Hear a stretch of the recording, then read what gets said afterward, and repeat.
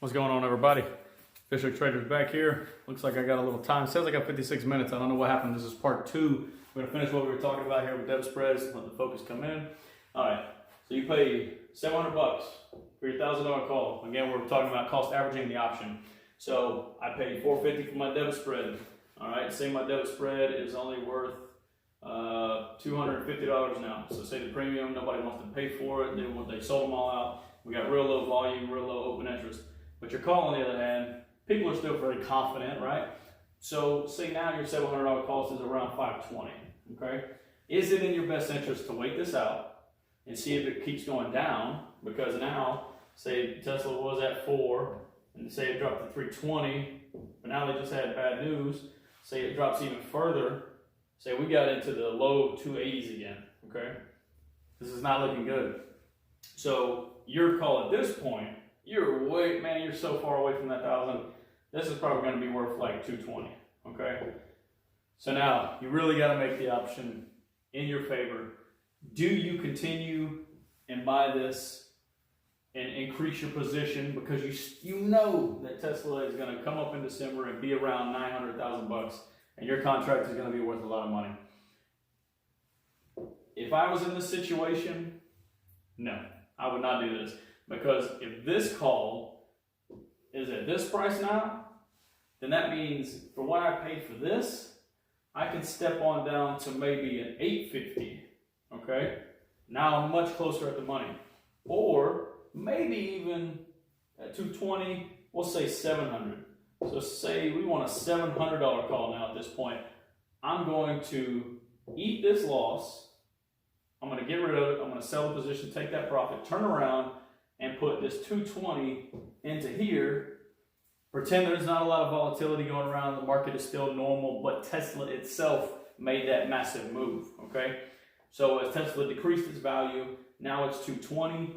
Your $1,000 call is going to be garbage soon. So you can either increase and add more to this, or you can put your probability back in your favor, go with a $700 call. That's probably going to cost you around, $500 per se. $400 to $500, but you paid $700 for this. So if you're willing to pay $700 for this, and maybe you buy 2 or 3 more of these, you could probably go ahead and just get 2 of these contracts here for $400 or $500. Put your $800 to $1,000 risk on it, $700. But now you got the same long expiration, all right, and you have a $700 call. So now you're only about $400 out of the money instead of 7, okay? Hopefully y'all see what I'm doing there, because this is going to make it a lot easier for you to understand, dollar cost averaging. Because say your contract is down, but you got a lot of money to move around. Say your contract is down 50% if you haven't cut losses already. Because here's the thing, if you're in a short 1 or 2 week trade and you're down 50%, it's really probably in your best interest, not trading advice, to close that position, because it's already eaten so much away. I heard one time in a book where it was audiobook, they said the more the position goes against you, the more wrong you were. Okay, that doesn't mean that one day the price is not going to go where you thought it was, but you had a terrible entry on your price. Same with this. But you didn't know that news was going to come out. But this is the henceforth. So I see people average down, and I did it before. I made a mistake where I bought tons of shop contracts. I got up to like 50 contracts, just averaging down, for lowering the cost, because I lost so much money on the first trade. I'm thinking, okay, I got a couple of weeks. I think it was like 3 weeks expiration, which was still moderate, but Shopify just was not having it, and it just completely went the opposite direction. What I could have done, because Shop recovered like $50, but it was still so far away from my position, the $50 it recovered, I could have done this. I could have got out of that really far out of the money position, and I could have got into a much more probable position going into the $700 call, and I would have actually made money on that Shopify position, because at that point it actually went over where the cost that I ended up putting and dumping into here, the position was worth like $1,200, and at that point I could have gotten way closer to the position I wanted and actually made it work and probably profited on the trade. The option strangle video I did showing how to average those down, I ended up putting 1080 in, which was a 20% profit at the end.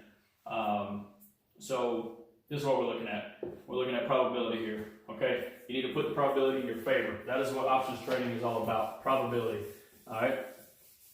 long expiration for debit spreads, out of the money positions. And here's the thing, when you're trading calls out of the money, you're just putting naked money out for exposure. But if you put an out of the money debit spread, you're selling a call against the call you bought, okay? So therefore you're lowering your cost and you're increasing your probability of losing money, you're increasing the probability of not losing money because now you first of all lowered your cost in the first place, and these debit spreads, because of how theta everything works, they kind of cancel each other out. So with that being said, you're not going to have these positions that just eat your profit away right away, or your capital in the first place, because they're not going to lose it like that.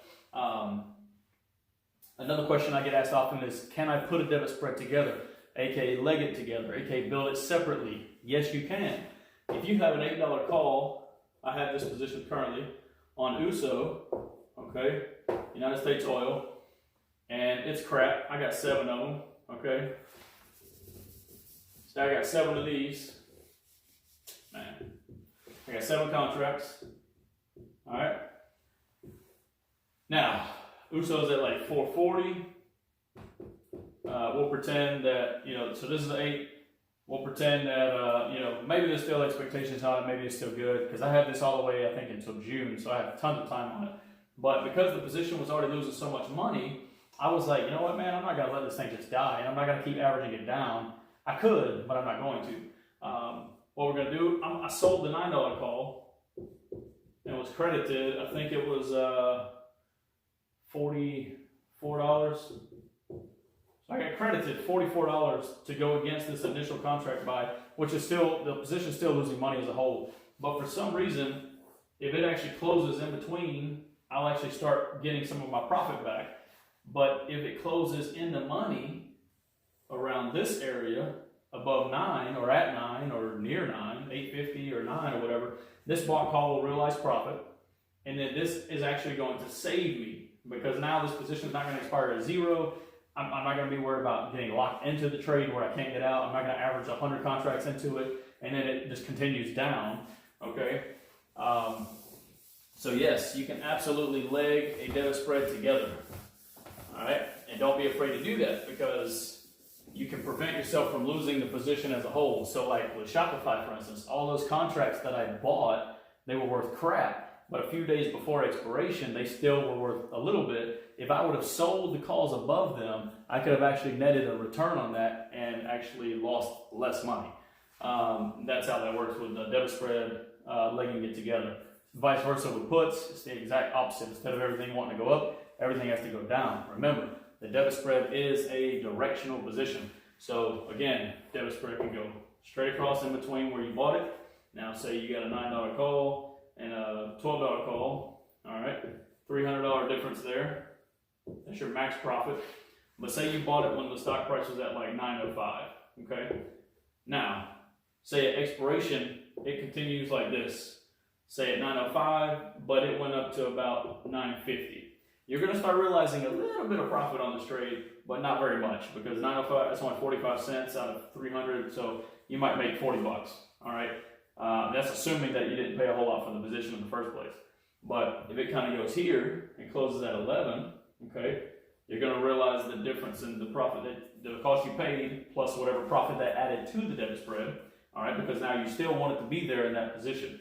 Now, if it continued on up and went to $14, oh, but again, the naked call could have made me so much more money. Yes, it could have, but you would have paid a lot more for it. And if it continued to move sideways like that, you would have lost money.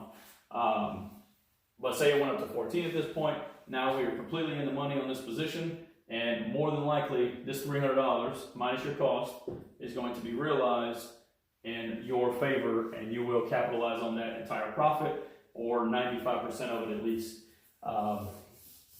So again, puts is the exact opposite of this. I'm trying to think of other questions I get asked, but this is part 2 of a video already, so we don't want to confuse you too much. My markers are apparently running out of ink here. Let's see, selling calls. I'll do another video on that right now. But thanks for watching this one. This is debit spreads and the cost averaging down. This is part 2 of the first video. I'll tag them part 1 and part 2. Thanks for watching.